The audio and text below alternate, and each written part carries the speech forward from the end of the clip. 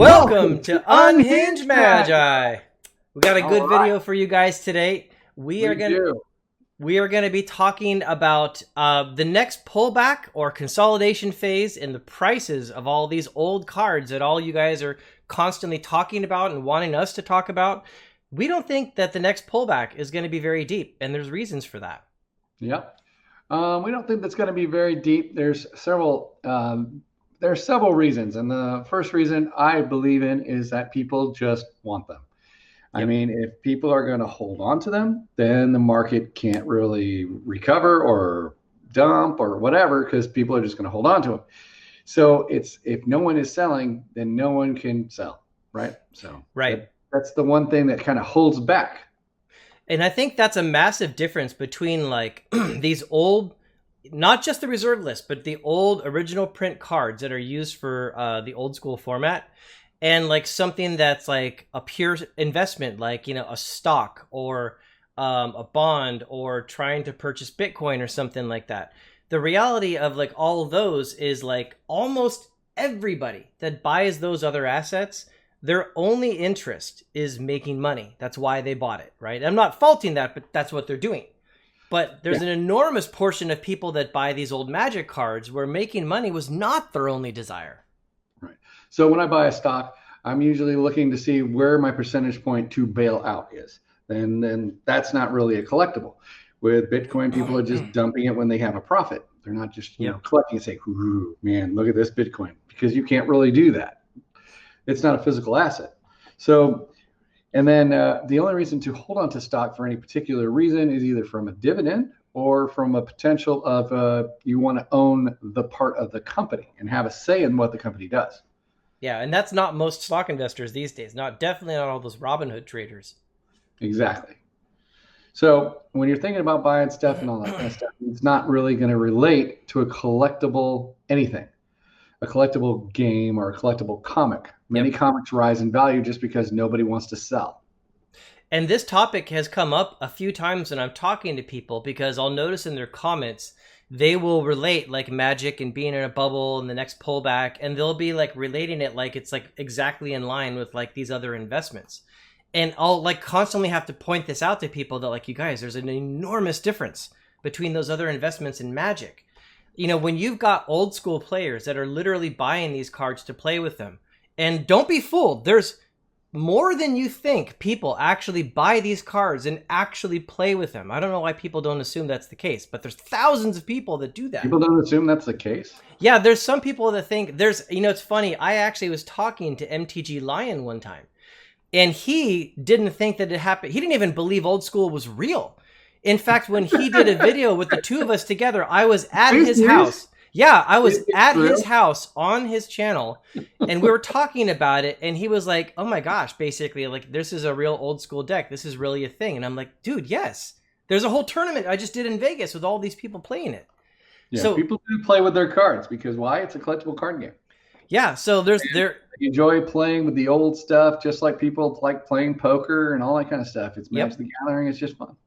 So yeah, there's definitely a faction of people out there that literally think that this whole old school format thing is like a quasi trick, and then like it's just all investors and speculators in it. And I'm like, dude, no, that is not it.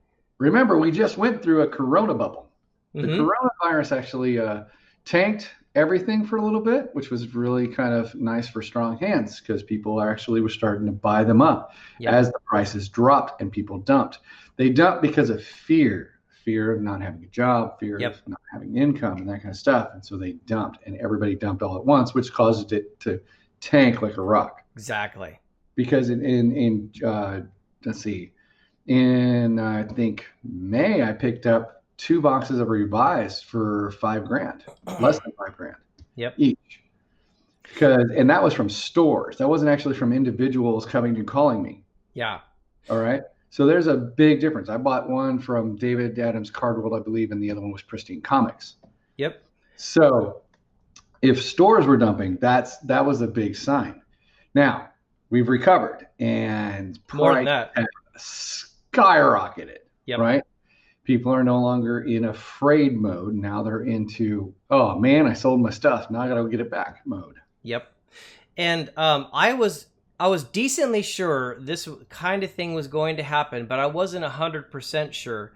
In fact, like people, like if they go back on my Edwin the Magic Engineer channel and look at my videos before the whole coronavirus, you know, I and others were also like saying there's probably going to be some pullback, there's going to be some consolidation phase. We were calling it out, but we really didn't know how deep it was going to go and how long it was going to last. That was a little bit of an unknown, but I definitely felt like it was going to recover again because I knew that there was a lot of people that liked the cards. So that was like, you know, like back then. Now we've gone through that, and now we could see it, like it fell off a little bit, sold off like maybe 10-20% on some of them, and now like many of them are way higher than it even ever was in the past. That's because there's more stability and people are realizing that it's not the end of the world.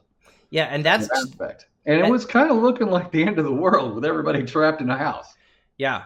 And that really changed my perspective on it because like how strongly it's come back and how short the consolidation phase was is in my mind is a clear indication of massive strength in that market.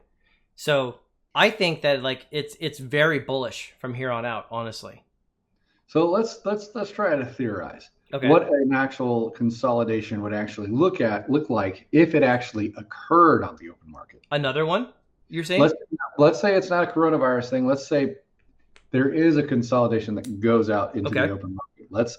Let's theorize what that would look like for our viewers. Okay, so I think it would like start with like inventory building up, and then as inventory built up and the buyers pulled back a little bit, so there wasn't cards actively being sold, then what starts to happen is people having their inventory sitting there and not selling, and then all of this competition, they slowly start dropping their prices.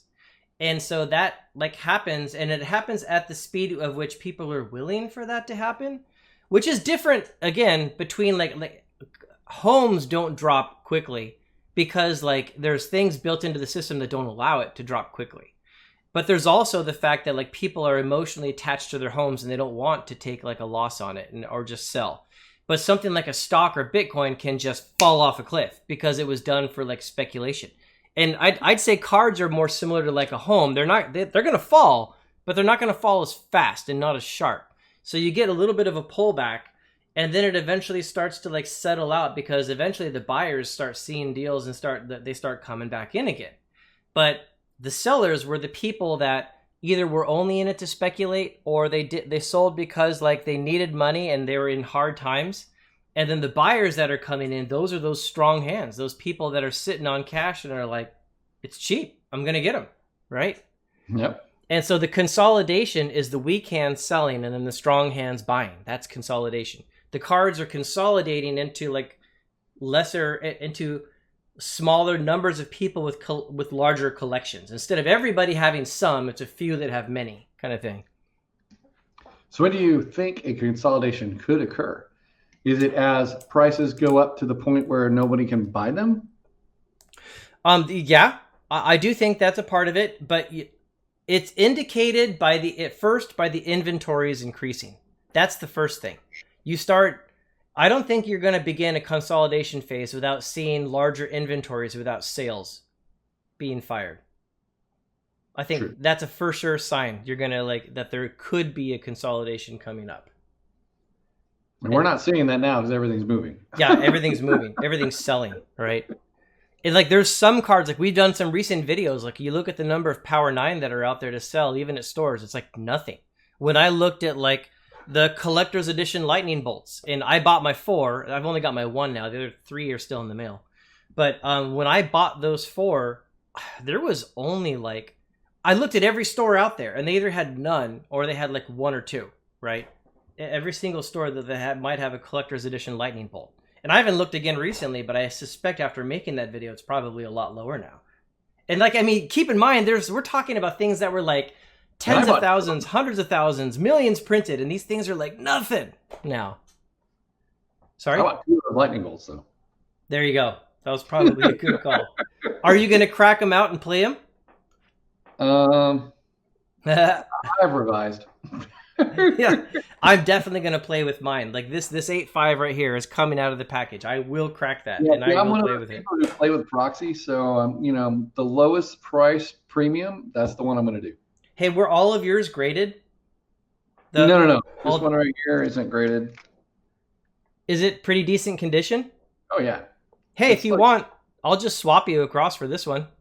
I think that one's going to be way better. Yeah, I don't care. I'm just gonna play it. If you I'm, want, it's up to you. I'll Cause swap. I have no problem with that. yeah, because then I don't have to crack it out of a case, and then you like the graded ones, and you can keep the graded one. I'm just gonna play the darn thing, so I don't Yeah. care. I'll write CE on that on my on my life. So you're gonna take a revised lightning bolt and write CE on it? Yeah, I turned it into CE. Oh, that's terrible. So anyways, yeah, like I literally don't think when the next consolidation phase happens, I don't think it's going to be that deep. I really don't. After everything I've seen now, I mean, I'm not thinking that there isn't going to be another one. I think it's healthy to have a consolidation phase in a market, but I just don't think it's going to be very deep. Yeah, I don't really think there's going to be a melodramatic drop of like 50% to 40%, even 30% in card value, sealed boxes or otherwise, and in the vintage area. Yep. But as Wizards prints more cards of particular type of card, you would expect drops in that. That's just a given. Yeah, and also at the time we're making this video, like Bitcoin just went through some massive drops. And like, this really indicates the difference. Like, yeah, Bitcoin, it dropped like, I think one of the days I was watching it, it dropped like 13% in a day. And then a few days later, it dropped like another 10%. It recovered a bit, then fell 10%. Like you just don't see those kinds of moves in those old reserve list cards. It just doesn't happen. True. It's either I'm going to go down a little bit and then go up a lot and then I go that a little bit, a lot. Yep. And then Yep. You're like, what happened? Yeah. So it might actually, and in terms of, if anyone's wondering whether or not to buy cards now or wait till later, that's a harder question because like they are spiking. I have no idea how high that spike's going to go. I can't. It's so hard. What's that? It's so hard to figure that out. Yeah. Because I never like to buy when something is rising. Right. Like, because I'm like the market person. Oh, it's tanking. Okay, that's when I want to buy. Yep. But you don't really see a huge tank in the market of Magic the Gathering. That's the problem. So Yep. I never know when to say buy it. Yep. Ever. The purchases that I'm doing right now, I'm literally cherry picking ones that I think are going to move and haven't moved yet. But it's kind of like my viewpoint is like the majority is like taking Name one off. of your cherry picks. What's that? Name one of your cherry picks. Well, I've been doing that. I told people Power 9 like a while ago, and then I told them Anybody can say Power 9. And then I told them Collector's Edition Dual Lands. What's that? Every channel says Power 9. Tell me one of your cherry picks that's not in the reserve list kind of stuff. Well, I just did in our last video. I said Collector's Edition Lightning Bolts, Disenchants. Oh, yeah, you did. Collector's Edition Regrowth. Collector's Edition Balance should not be $30. No way. That should not be $30. It should be way higher than that. I agree on that one. So there's like those kinds of ones, but that's what I do. I look at like very playable cards that people want and they're going to use. They want them either for collections or to play with, and their relative value compared to other cards like just isn't there. And so those are the ones that I'm buying right now. But a lot of cards right now, like I'm staying away from because like a Tabernacle at 3,000, like I'm not going to call that a bubble, but I have no idea if it's going to like keep going up or pull back a little bit. But if it pulled back, if it went from 3,000 a card to like 2,500, I might buy one, right? Right. Well, for those, I would recommend trying to find someone who was willing to sell a Legends set. Yeah, for sure. There's so many cards to Legends, you can kind of spread the value across. Yeah, so buy the Legends set. Buy like an individual Tabernacle, because then you're locked into a price of a Tabernacle. Yeah, so if you could buy like a Legends set and then sell off the Legends individual pieces that you don't need, then you can get some great prices. Yeah, exactly. So what I'll do is I'll find a really good mint commons and uncommons inside that legend set, right? Mm-hmm. And then you set those off to grade. It doesn't really matter what the Tabernacle is. It can be an EX, that's fine, because Tabernacle holds its value. Then you send in the mint condition, commons, uncommons, and that kind of stuff, and send them in for grade. And then you can sell those online and that kind of stuff, in which case you can almost bring Tabernacle down to about $1,000 card. Yeah. But yeah, to close this topic up, my whole perspective, and Dan can give his, and if it's different, is like I'm looking at a lot of the cards, and I'm not saying they're in a bubble. I'm saying there could be a consolidation phase coming up, but even if there is, I don't think it's going to be very deep. And so I don't want to miss out on cards entirely. So I'm cherry picking ones that I think are at good values, and I'm buying those. And if we go through another consolidation, I don't think it's going to be very deep. And then I'm going to come in more and start buying cards that I've been kind of waiting on. That's my viewpoint. What's yours? My viewpoint is that there won't be a consolidation phase for probably about maybe 2 years or so, if there is one. Because what I'm seeing is that everything is selling. And if everything is selling, then that's insane. I mean, I've never seen Ice Age rise so much in the past few months than it's risen in any other month. Yeah. We've seen an explosion in Revise. We've even seen explosions in Kaladesh. We've even seen explosions on every level of Magic. But I'm not seeing a slowdown. So my prediction is that it's just going to gradually keep going up. Yep. And that's what it's going to do. Yeah. Yeah. I don't know. You could be exactly right. Yeah. That is interesting, and I do see that same kind of thing. So tell us what you guys think about this. Do you agree with what we're throwing out there? You think we are off base in a couple things? There are a couple details maybe that we missed? I want to hear about it right below in the comments. In the comment section.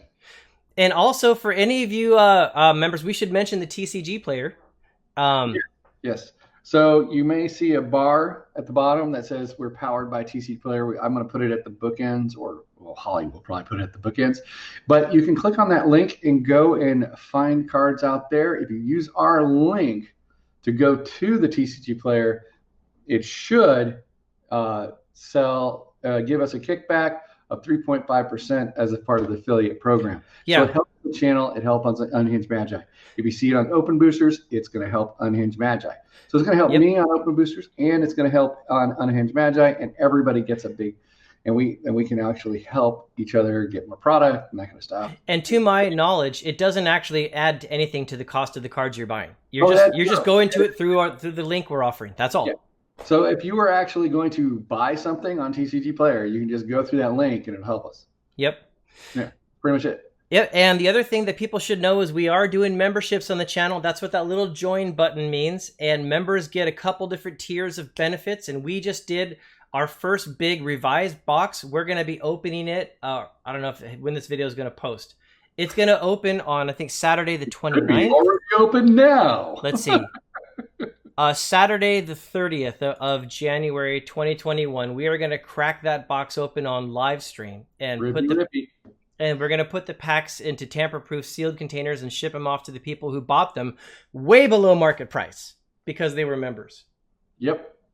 And that's good because we actually advertised our price in December, and then Revised exploded. And we held that price that we promised. Of course. Yep. We would always do that. Okay. So consider becoming a member also. And thanks everybody for watching. And tell us what you think about the next consolidation phase below in the comments. Okay. Bye, everybody. Bye, everybody.